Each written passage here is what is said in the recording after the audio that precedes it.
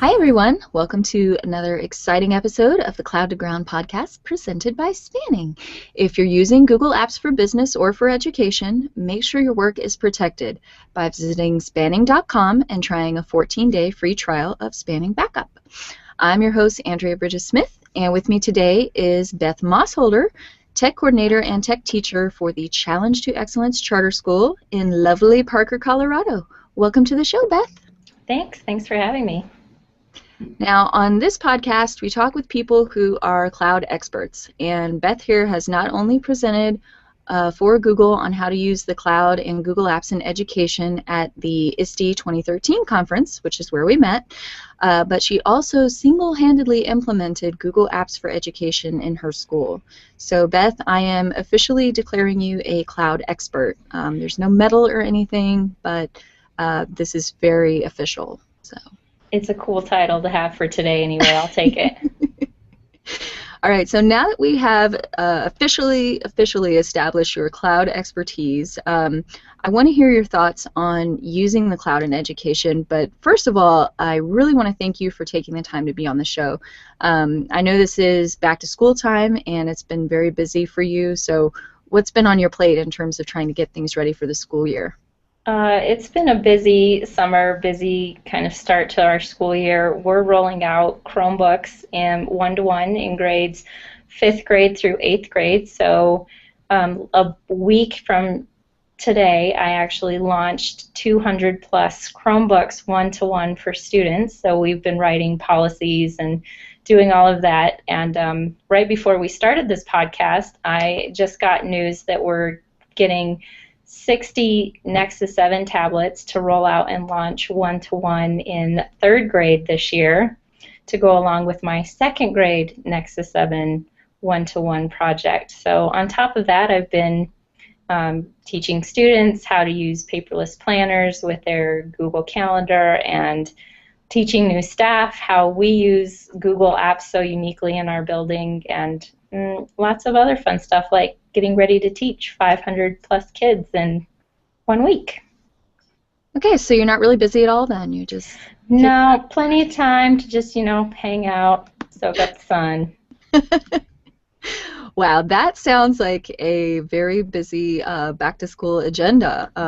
Congratulations on getting all this great equipment to work with. It sounds like it's going to be really awesome. I am so excited, and my kids so far a weekend are absolutely loving being so connected to the cloud and having such short boot up times. They are loving education more than I've seen them love education in a long time.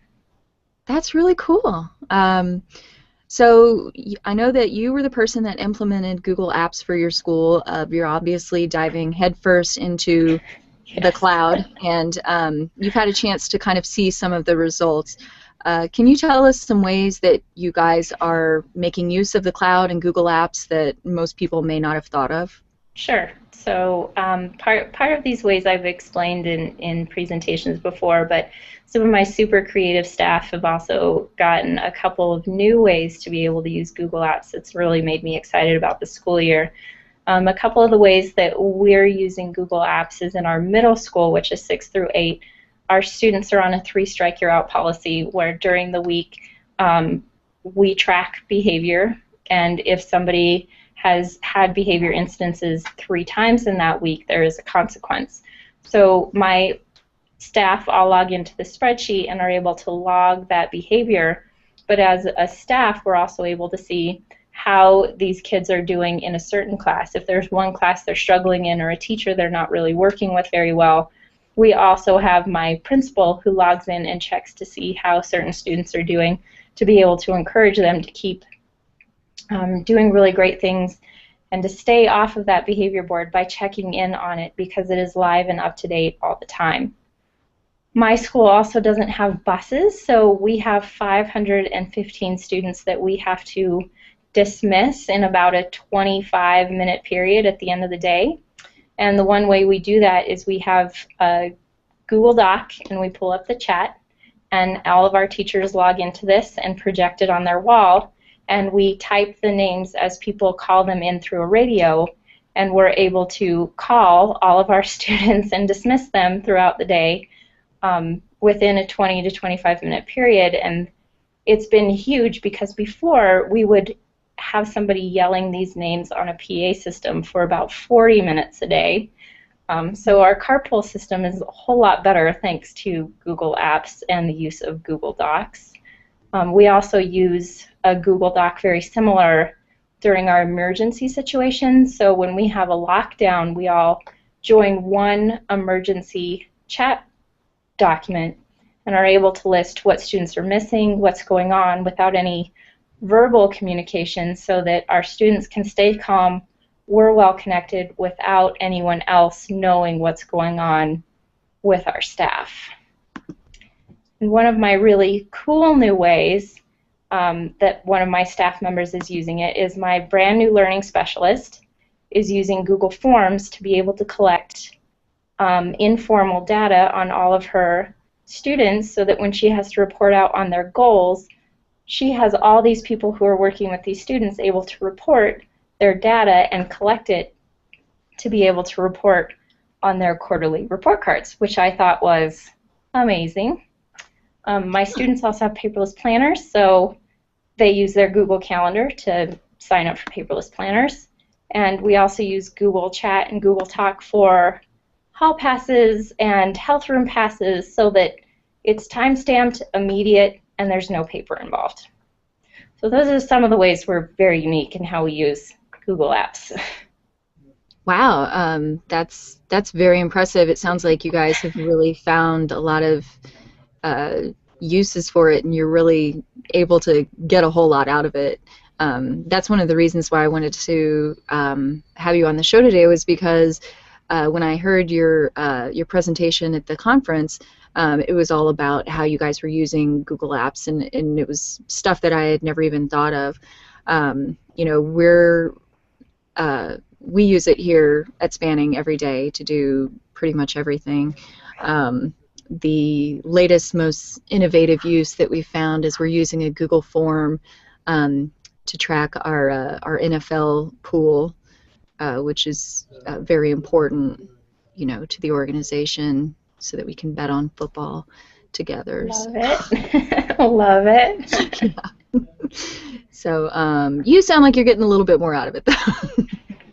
Yeah, and we found with the reduction in paper, we're saving a ton of money because we're not using copy machines and printers and paper as much, and we actually have better records now than we ever did before in a much faster way as well. So we keep improving. I guess that's what it's all about. You always keep trying to improve, right?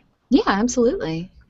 So it sounds like, you know, from a practical standpoint, you have your finger very much on the pulse of how the cloud is kind of changing education. So from that practical standpoint, as well as from a more philosophical standpoint, how do you see the cloud changing things in education? So for me, I feel like the cloud has kind of flattened the classroom, and it used to be that a teacher would kind of stand at the top of the room and all the information would kind of disseminate down to students. And now with the use of the cloud and the internet and devices that are so easily accessible, we've taken that shift, and here's this teacher that used to be up here and have access to all the information, and now we're kind of flattening out where kids have all the same access to the information that we have. The difference is how are we facilitating that learning with all of this new access. Our staff and students have really found that being able to collaborate together in real time and work on something and not have to wait for that piece of a lesson to kind of be spanned or spawned it's made a huge difference in how excited students are, because they're valued as just as big of a part of the lesson and the learning as the teacher, because they are teaching each other, they are learning together, they're collaborating in a whole different way that they couldn't do before we kind of moved to the cloud. That's really interesting to think about. One of the things that I've wondered about is, you know, when I think about when I was a kid, you know, it wasn't that long ago. I'm not that old, but I'm older than I used to be, let's say. You know, when I was a kid going to school, if you wanted to know something, you had to go look it up. There was an Mhm. assignment that, to say, okay, go tell us about the chief export of Paraguay. And you would have to go and find a book in the library and look that up. Now all of that information is right next to you. It's in your pocket. It's on your computer. You can have access to any piece of information in the world at any time, if you know how to look for it. And so thinking about how education is shifting from that, write me a book report on Paraguay, and their how many bananas they export a year versus, what it looks like now as I have my own child and, am thinking about what school is going to be like for him. It's kind of mind-boggling to think about the shift there.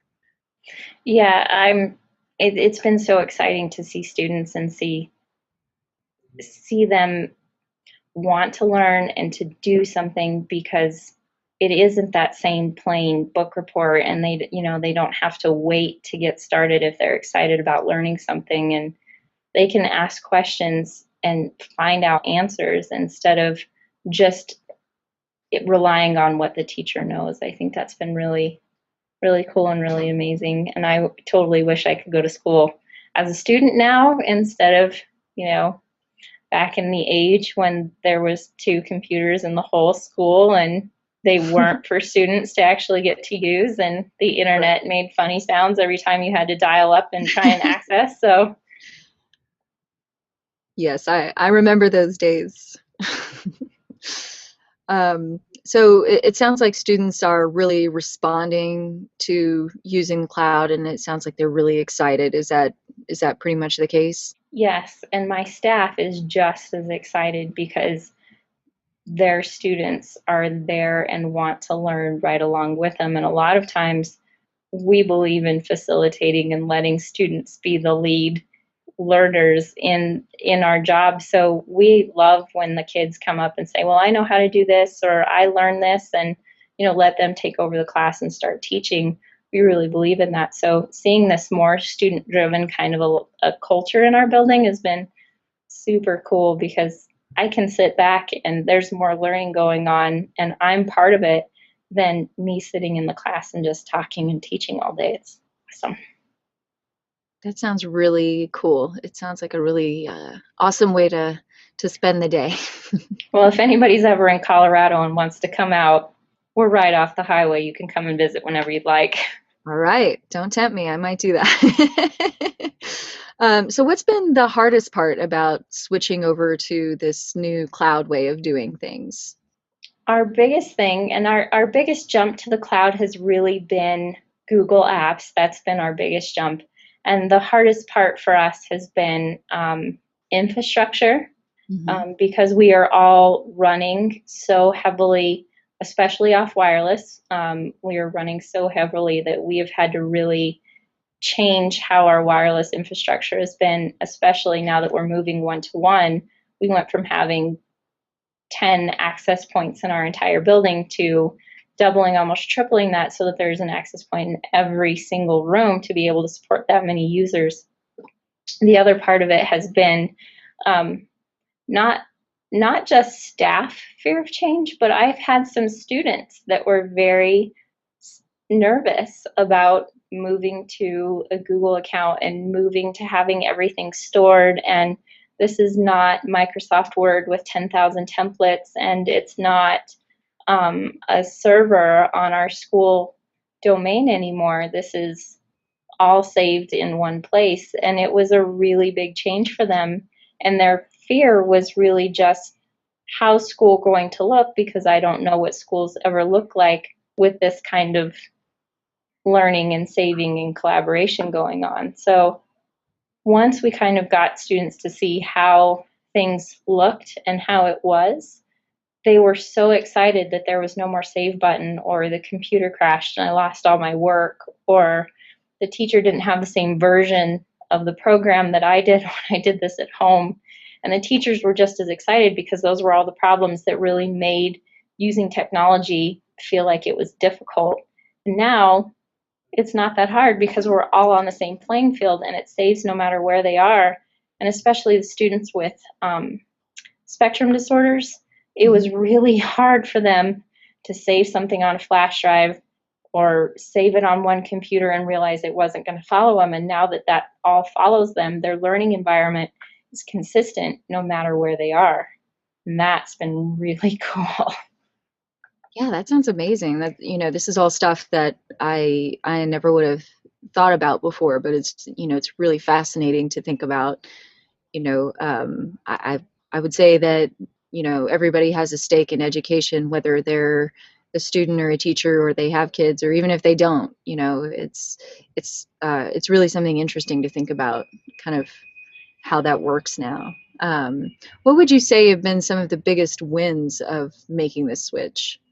Well, like I just mentioned, kind of our students with spectrum disorders who have a hard time kind of organizing themselves and everything else, being able to share new notes with students without there being any sort of extra attention brought to the fact that they have a learning difficulty has been huge and amazing in a lot of ways. Some of our other really big wins have kind of been how it's changed our school culture, and how we used to kind of be a divided building where we had an elementary school that lived on one side of the building and middle school that was on another side. And now, because they are so connected, they literally are communicating and feeling more like a connected culture instead of two separate schools living in one building.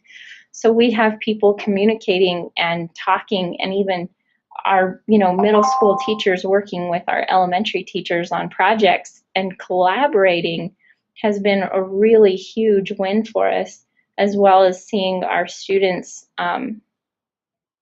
just kind of thrive in that excitement. I keep saying that, but it's, you look around and you see kids excited in their learning, and they're deepening their own learning just because they want to, not because somebody made it part of a grade or made them do something, or they were finished early and it was an extra project as an assignment. They're just doing it because they like to learn. So that's been really, really, I think, probably the biggest two wins that we could get out of this. Yeah, I mean, I think anytime that you can get students excited about the process of learning, then there's really not much that can hold them back.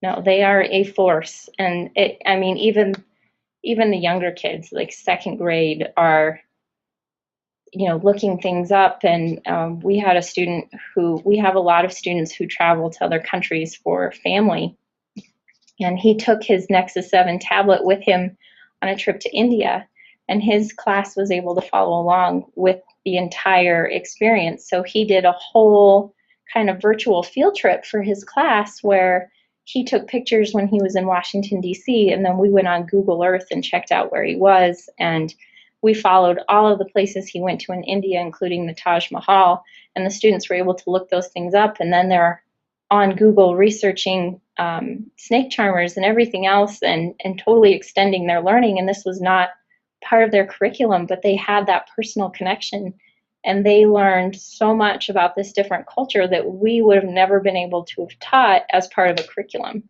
So pretty cool. Yeah, that's amazing. That is really cool. Like, when you just thinking about the possibilities of it, it's really big. I'm excited. I'm not even in Yeah, school. yeah. We have teachers that are tweeting Hmm. about what the student, as a collective, they're coming together at the end of the day and talking about what they've learned for the day, and having to sum it up in 140 characters or less. But we also have parents that are able to follow or interact, and we have other educators interacting with these kids via Twitter, asking questions and having the kids do research, and they're loving it. It's something we would have never been able to have done if we wouldn't have had all of these different ways to be able to connect.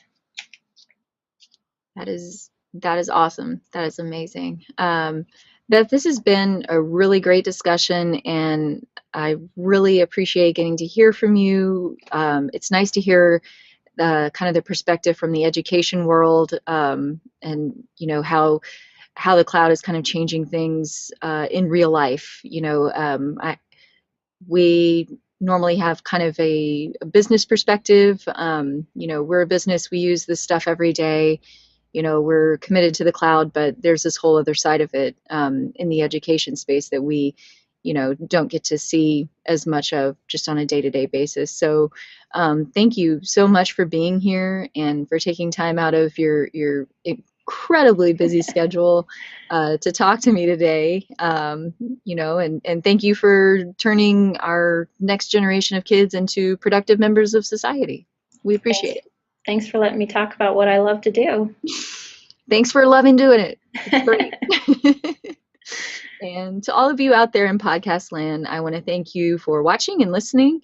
And as always, if you need to back up Google Apps, and I strongly suggest that you do, please visit us at spanning.com to check out a 14-day free trial of Spanning Backup. Thanks for watching, and we will see you next time.